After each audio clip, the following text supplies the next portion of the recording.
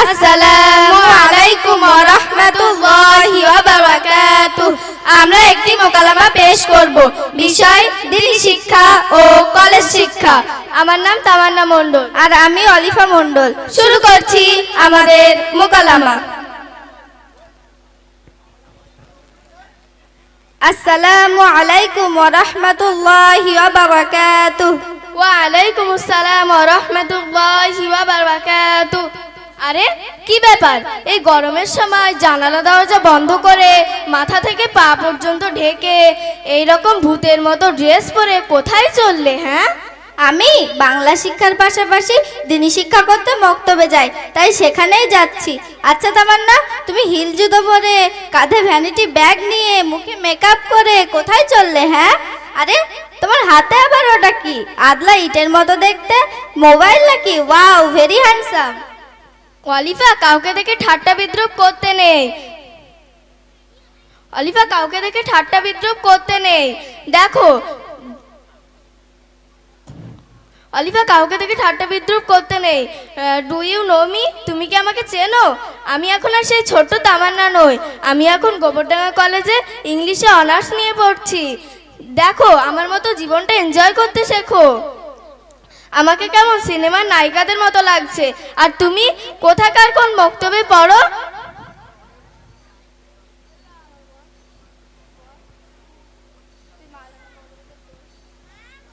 আরে তোমারই বা কি দোষ? এইসব তো সব মাওলানা মৌলবীদেরই দোষ। তারাই তো আমাদের এই এনজয় করার বয়সে বাধা হয়ে দাঁড়ায়। আস্তাগফিরুল্লাহ তামান্না, এরকম বলতে নেই, তোমার সূক্ষ্ম ঈমান চলে যেতে পারে। আরে তুমি চুপ করো তো। আমি তোমার মতো ওরকম মাথা থেকে পা পর্যন্ত ঢেকে বেড়াই না ঠিকই, তবু আমার ঈমান ঠিক আছে।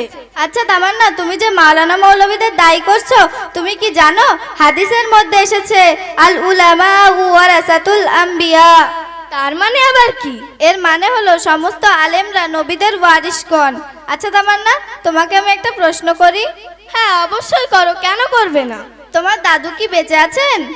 না, তিনি তো অনেক আগেই মারা গেছেন। তা তোমার দাদুর জানাজা নামাজ কি তুমি পড়িয়েছিলে, নাকি তোমার কলেজের কোনো প্রফেসর পড়িয়েছিল? কি হলো, উত্তর দাও। চুপ করে আছো কেন? ক্যাসেট জড়িয়ে গেল নাকি? না না, তা কেন, মসজিদে ইমাম সাহেব পড়িয়েছিলেন। এই তো একটু আগে তুমি মাওলানা মৌলবীদের দোষ দিচ্ছিলে।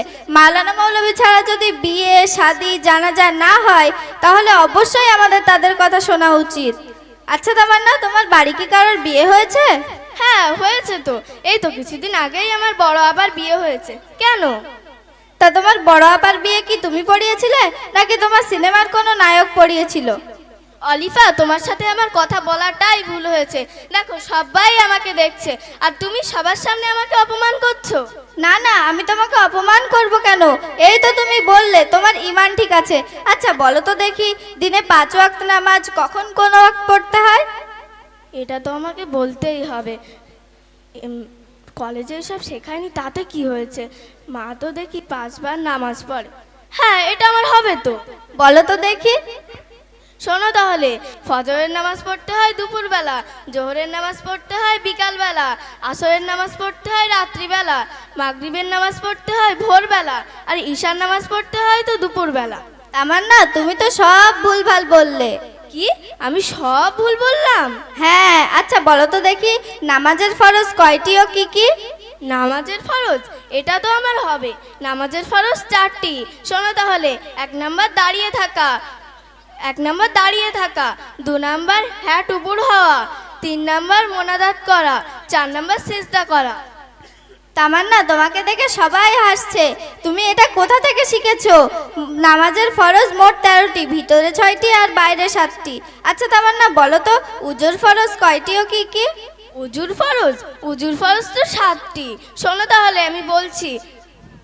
কলে যাওয়া, বদনা নেওয়া, হাত ধোয়া, পা ধোয়া, মুখ ধোয়া, নাকে পানি দেওয়া, গালে পানি দেওয়া, মাথা ধোয়া, ইত্যাদি ইত্যাদি। তামান্না, তুমি তো বললে উজুর ফরজ 7টি, বলতে বলতে তো তুমি 8টি বলে ফেললে।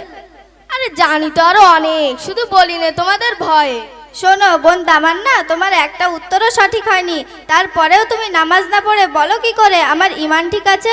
শুধু স্কুল কলেজে গেলেই হয় না, আর কলেজের বড়াই দেখিয়ে কয়েকটা ইংলিশ ওয়ার্ড বলে নিজেকে কখনো বড় করা যায় না।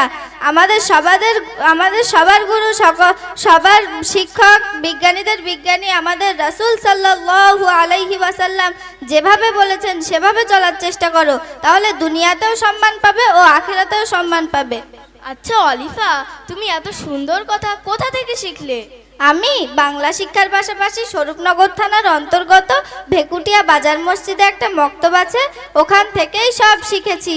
আমাদের হুজুর সমস্ত রকম ইসলামিক বিধিবিধান, কুরআন সম্পূর্ণরূপে সঠিকভাবে শেখান। তামান্না, তুমিও আমার সাথে মক্তবে যাবে, তাহলে তুমিও সব কিছু শিখতে পারবে। অলিফা, আমি কাল থেকে তোমার সাথে দ্বীনি শিক্ষা অর্জন করতে মক্তবে যাব, তুমি আমাকে নিয়ে যাবে তো? হ্যাঁ, আমি তোমাকে অবশ্যই নিয়ে যাব, আর এত ভালো নিয়ত করার জন্য আল্লাহ তোমাকে কবুল করুক। বলো আমিন। আমিন। আমরা এখানে মোকালামা সমাপ্ত করলাম। আসসালামু আলাইকুম ওয়া রাহমাতুল্লাহি ওয়া বারাকাতুহু। তো দোস্ত, আমাদের সুন্দর মোকালামা আমরা শেষ